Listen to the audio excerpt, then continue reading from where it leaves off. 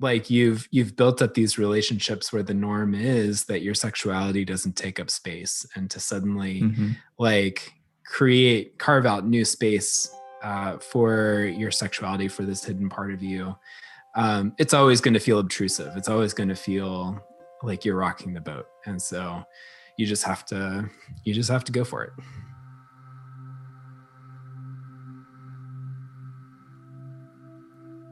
I recently heard a quote that went along the lines of this: you can be impressive or you can be known.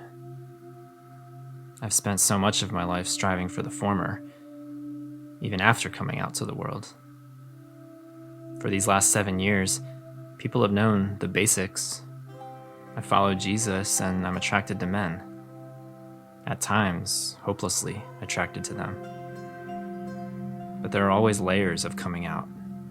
Layers upon deeper layers of vulnerability. And even though I got the big one out of the way, oh, the depths of my depravity, the depths of my humanness, and how tempting it is to pretend to a watching world that my humanity isn't there, to cover it up, to build upon my successes and my growth instead.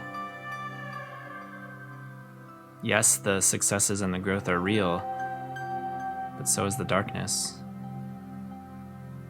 I thought coming out once and for all would be the be-all, end-all, the final bend in my journey with vulnerability, the fulfillment of finally being known. Turns out I've been learning the concept of knownness ever since that fateful day 7 years ago. And I reckon I'll continue learning it until the day I die.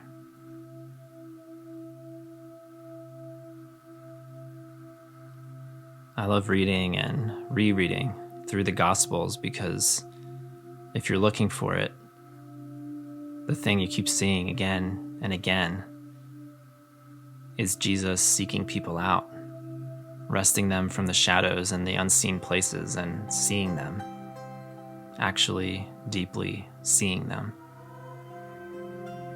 The story of Zacchaeus is one that resonates. He was an impressive man with his finances and his vocational stature, but no doubt was as desperately alone as his physical stature. And Jesus, being Jesus, seeks him out. Luke 19 reads as follows: He, Jesus, entered Jericho and was passing through.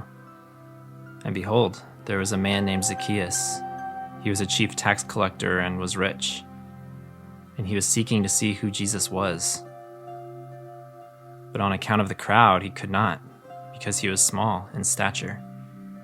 So he ran on ahead and climbed up into a sycamore tree to see him, for he was about to pass that way.